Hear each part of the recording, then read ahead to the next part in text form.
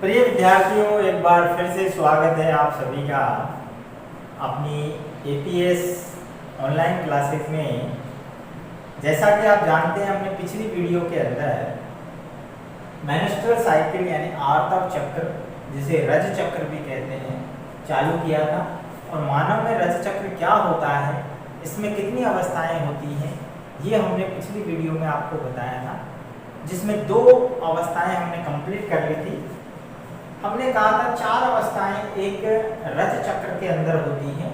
पहली अवस्था थी जिसे हमने नाम दिया रक्तस्राव प्रावस्था, और रक्तस्राव प्रावस्था 0 से 5 दिन चलती है, ये आपको बताया था। जैसे यहाँ आप देख रहे हैं, ये रक्तस्राव अवस्था है, ठीक है, इसे हम कहते हैं रक्तस्राव प्रावस्था, ठीक है। इसके बाद आप देख रहे हैं 6 से 13 दिन जो है वो पुटिकीय अवस्था चलती है। इसके बाद 2 अवस्थाएं और हैं, लेते हैं तीसरी अवस्था जिसे हम कहते हैं अंडोत्सर्ग प्रावस्था। अंडोत्सर्ग प्रावस्था, इसके समय अवधि की बात करें तो ये 14वें दिन होती है, ध्यान रखना, रज चक्र के 14वें दिन, इसे हम कहते हैं रज चक्र के 14वें दिन। इसका टाइम पीरियड फिक्स है, लगभग हम कहते हैं कि अंडोत्सर्ग की जो अवस्था है वो 14वें दिन होती है। अब बात आती है कि आखिर क्या होता है इस अवस्था के अंदर। इससे पहले की अवस्थाओं को हम एक बार फिर से देखें। रक्तस्राव अवस्था में बताया था कि जो ये देखिए, ये हमने चित्र बनाया है, और इस चित्र के माध्यम से आप समझिए, ये जो गर्भाशय एंडोमेट्रियम है, ठीक है, ये कहलाती है गर्भाशय एंडोमेट्रियम। ये यूट्रस की दीवार है, इसको आप कह सकते हैं ये दीवार है, ठीक है। और यहाँ पर आप देख रहे हैं पुटिका निर्माण दिखाया हुआ है, ठीक है, पुटिका निर्माण। और यहाँ हार्मोन्स का स्तर। अब यहाँ से देखिए, बहुत इंपॉर्टेंट क्वेश्चंस बनते हैं जो कि आपको ध्यान देने हैं। हमने यहाँ पर देखा है कि जो हार्मोन्स का लेवल है वो दिखाया गया है, और साथ ही साथ यहाँ पर हम और भी प्रोजेस्टेरोन हार्मोन का लेवल भी दिखा सकते हैं, लेकिन हमने आपको केवल ये 2 हार्मोन दिखाए हैं, LH हार्मोन और FSH हार्मोन। तो पहली अवस्था में रक्तस्राव होता है, तो आपको बताया था कि जो यूट्रस की दीवार है वो झड़ जाती है। क्यों झड़ जाती है? क्योंकि इसकी जरूरत नहीं होती। ये दीवार इसलिए बनाई जाती है यूट्रस में, इसको हम स्ट्रेटम फंक्शनलिस, एंडोमेट्रियम का जो स्तर होता है इसको स्ट्रेटम फंक्शनलिस कहते हैं। ये इसलिए बनाई जाती है क्योंकि भविष्य में यदि मान लो सक्रिय अंडाणु का निषेचन होता है, यदि मान लो ये स्पर्म से फ्यूज हो जाता है, तो क्या होगा, रोपण की क्रिया होगी। तो रोपण के लिए उसको एक सुरक्षा दी जाती है भ्रूण को, इसलिए ये दीवार बनाई जाती है। अब यदि मान लो निषेचन नहीं होता है तो ये टूट जाती है, झड़ गई। ये देखिए, यहाँ से आप देख रहे हैं, ये टूट गया है इसका। ये कब तक चला है? 0 से 5 दिन, ठीक है, कम ज्यादा भी हो सकता है। अब यहाँ से दूसरा स्टेज चालू होगा जिसे हम कहते हैं पुटिकीय निर्माण। तो देखिए, पुटिकाएं बन तो रही है कंटिन्यू, लेकिन परिपक्व कब होती है? जब व्यस्क अवस्था आती है। तो हमने कहा जब व्यस्क अवस्था आती है तो प्राथमिक, द्वितीयक और तृतीयक पुटिका, जो कि ग्राफीन पुटिका कहलाती है। परिपक्व पुटिका क्या कहलाती है? ग्राफीन पुटिका। तो ग्राफीन पुटिका जब बनती है तो आगे चलकर क्या होता है, ये पुटिका जब परिपक्व हो जाती है तो यहाँ पर हम देखते हैं कि लगभग 13वें दिन जो है, यानी 14वें दिन से 1 दिन पहले, अंडाणु निर्माण के 13वें दिन अचानक से क्या होता है, LH हार्मोन, जो कि ल्यूटिनाइजिंग हार्मोन होता है, ये पीयूष ग्रंथि में हम पढ़ेंगे। ल्यूटिनाइजिंग हार्मोन क्या होता है, अचानक से इसका लेवल आप देख रहे हैं, देखो कितना, यहाँ से आप देख रहे हैं रेड कलर से दिखा है, ये लेवल बढ़ गया है। इस प्रक्रिया को, यानी बढ़ने के, ये LH हार्मोन का जो स्तर बढ़ता है, ये बेटा एग्जाम पूछा गया है, LH सर्ज क्या होता है। तो जब ये लेवल अचानक से बढ़ता है तो इसको कहते हैं LH सर्ज, और इस LH सर्ज के कारण ही ये जो है परिपक्व अंडाणु, परिपक्व ग्राफीन पुटिका फट जाती है और अंडाणु बाहर आ जाता है। ध्यान हो तो आपको हमने फिर बता रहे चित्र बना के कि यहाँ से अंडवाहिनियों से अंडवाहिनियों में सक्रिय अंडाणु चला जाता है। ठीक है, अब यहाँ खोल रहेगा। ठीक है, तो ये खोल क्या कहलाएगा? Corpus luteum. तो यहाँ पर हमने देखा अंडोत्सर्ग क्या है? परिपक्व अंडाणु। परिपक्व अंडाणु कौन सी अवस्था में बाहर आता है? ये द्वितीयक oocyte अवस्था में। ध्यान रखना, द्वितीयक oocyte। एक एक चीज को ध्यान से समझिए। हमने आपको बताया था द्वितीयक oocyte अवस्था में परिपक्व अंडाणु जो है बाहर आ जाता है। परिपक्व अंडाणु का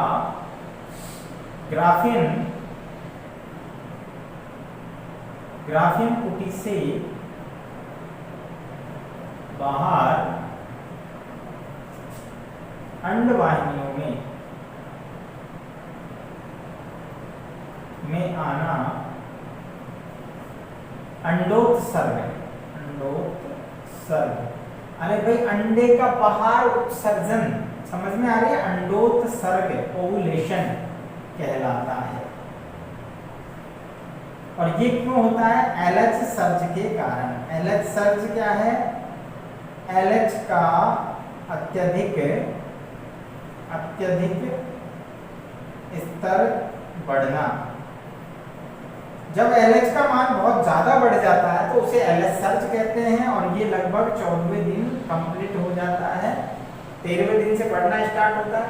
इसमें क्या होता है? बहुत ज़्यादा गर्मी होती है शरीर के अंदर अचानक से जो है, और उसके कारण क्या होता है? ये ग्राफिन कुटिका फट जाती है और ये सक्रिय अंडाणु बाहर आ जाता है। इस क्रिया को ही हम अंडोत्सर्ग कहते हैं। ये वास्तव में यहाँ क्या हो रहा है? अंडोत्सर्ग हो रहा है। ओवुलेशन। ओवुलेशन, अब ओवुलेशन की क्रिया हो गई तीसरी अवस्था।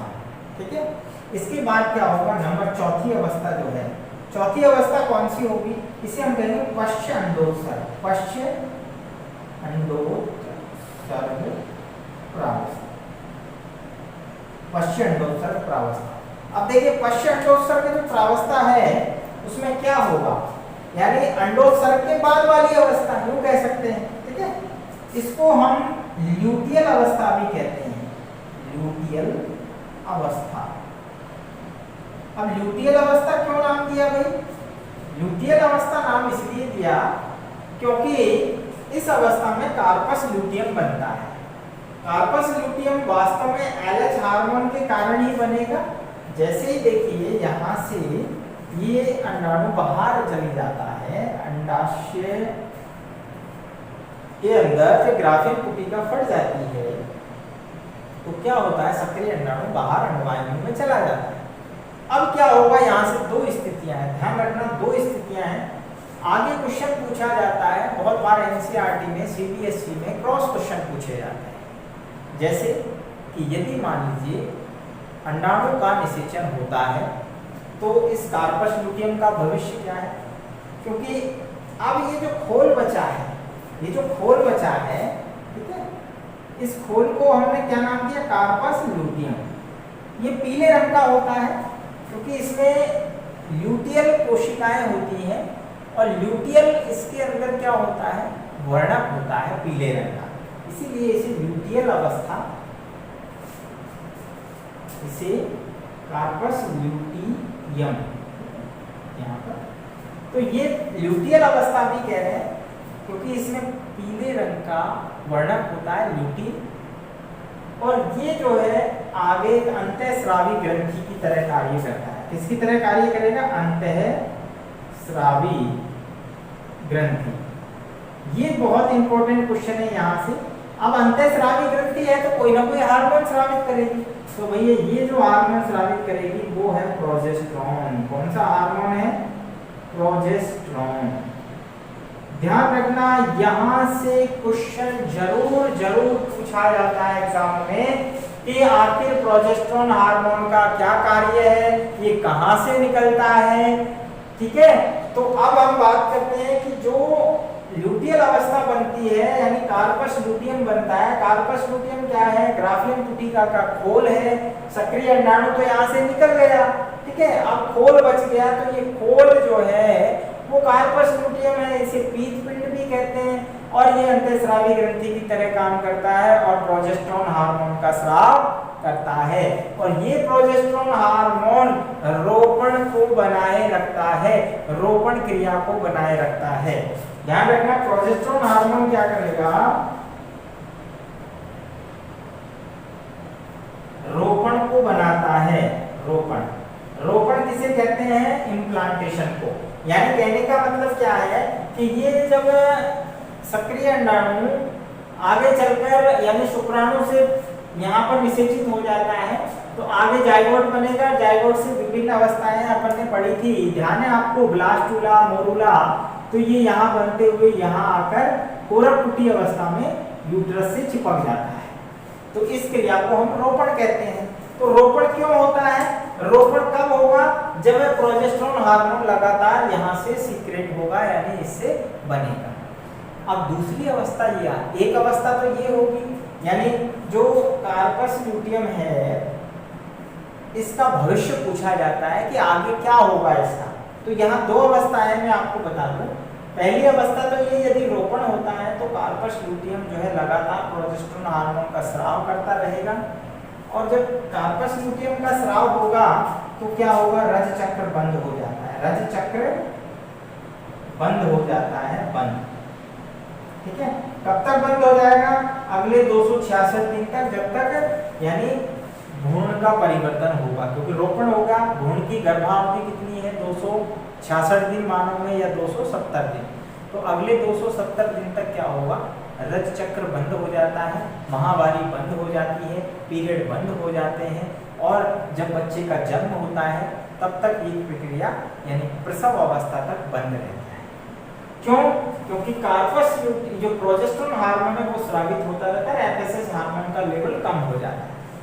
अब बात आती है दूसरी अवस्था, यदि निषेचन ना हो, जरूरी थोड़ी है निषेचन होगा, मान लो निषेचन नहीं हो, जो जिसे हम कहते हैं यानी यदि मान लीजिए सक्रिय अंडाणु को स्पर्म्स नहीं मिलता है तो निषेचन नहीं होगा। तो ये क्या होगा, जो खोल बना है ये धीरे धीरे आगे क्या होगा, सूख जाएगा और सूख कर क्या बनाएगा, श्वेत पिंड बनाता है जिसे कार्पस एल्बिगेंस कहते हैं। तो ये कार्पस एल्बिगेंस कब बनेगा, जब रोपण नहीं होगा, क्योंकि रोपण तभी होगा जब निषेचन होगा। तो निषेचन हुआ नहीं, रोपण हुआ नहीं और रोपण के लिए जिम्मेवार हार्मोन प्रोजेस्टेरोन है, तो ये भी नहीं बनेगा। क्यों नहीं बनेगा, क्योंकि कार्पस ल्यूटियम किस में बदल गया, कार्पस एल्बिगेंस में यानी श्वेत पिंड में बदल गया है, जो कि आगे चलकर नष्ट हो जाता है। और फिर से क्या होगा, यहाँ से 28 दिन के बाद फिर से चक्र चालू हो जाता है, यानी हम कौन सी अवस्था में आ जाएंगे, रक्तस्राव अवस्था में, क्योंकि जो स्तर मोटा बना था उसका कोई उपयोग ही नहीं है अब, तो वापस से टूटने लग जाता है। ये देखिए यहाँ से दीवार टूटने लगी, ठीक है, फिर कुटी का अवस्था बनेगी, फिर अगली। तो ऐसे हर महीने हर चक्र में ये प्रक्रम चलता है, क्योंकि प्राकृतिक रूप से हर चक्र में यूट्रस को तैयार किया जाता है, उसकी दीवार को मोटा बनाया जाता है ताकि भ्रूण उसमें आगे भविष्य में रोपित होगा, उसको जो है स्थान दिया जाएगा, उसका परिवर्तन होगा, क्योंकि यूट्रस का काम क्या है, भ्रूण को स्थान देना परिवर्धन के लिए। अब यदि मान लो निषेचन होता ही नहीं है तो रोपण नहीं होगा, और जब रोपण नहीं हुआ तो भाई कार्पस ल्यूटियम का उपयोग ही नहीं है, क्योंकि प्रोजेस्टेरोन हार्मोन रोपण को बनाता है। तो क्या होगा, फिर से जो है एफएसएच हार्मोन तेजी से स्रावित होगा और क्या होगा, ये देखिए यहाँ से लेवल बढ़ गया और फिर कौन सी अवस्था आ जाएगी, रक्तस्राव अवस्था। अगर ये नहीं स्रावित होता है यानी निषेचन हो जाता है तो एफएसएच हार्मोन कम बनेगा और प्रोजेस्टेरोन हार्मोन लगातार सीक्रेट होता रहेगा। तो यहाँ से हमने देखा कि 4 अवस्थाएं एक आर्तव चक्र में, रज चक्र में होती है, और ये स्त्रियों में एक विशेष अवस्था में शुरू होता है जिसे हमने नाम दिया था रजोदर्शन, और रजोनिर्वृत्ति पर समाप्त हो जाता है लगभग 45 से 50 वर्ष की आयु में। और इस दौरान ही महिलाएं जो है संतति उत्पन्न करने के लिए यानी सक्षम होती है। इसमें विभिन्न हार्मोन के परिवर्तन होते हैं।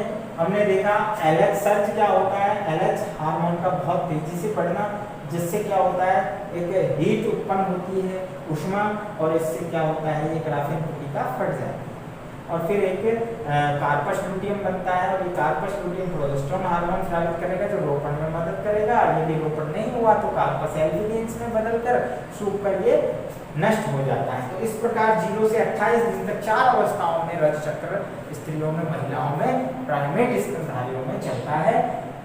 नेक्स्ट वीडियो में हम मिलेंगे। तो आज की वीडियो को ध्यान से आप समझिए, बार बार इसको पोज करके देखिए। अगर कोई क्वेश्चन समझ में नहीं आता है तो आप कमेंट करके हमसे पूछ सकते हैं। तो मैं समझता हूँ कि आज जो है, आज का जो टॉपिक था बहुत महत्वपूर्ण था। उसमें आपने पढ़ा कि किस प्रकार जो है रज चक्र, आर्तव चक्र, महावारी चक्र होता है, और ये एक प्राकृतिक नेचुरल प्रक्रिया है, चक्रीय प्रक्रम है, जो कि अनिवार्य भी होता है। ठीक है, एक महिला के लिए, एक महिला को संतान उत्पत्ति की क्षमता बनाए रखने के लिए बहुत जरूरी होता है। तो मिलते हैं नेक्स्ट वीडियो में, तब तक के लिए धन्यवाद।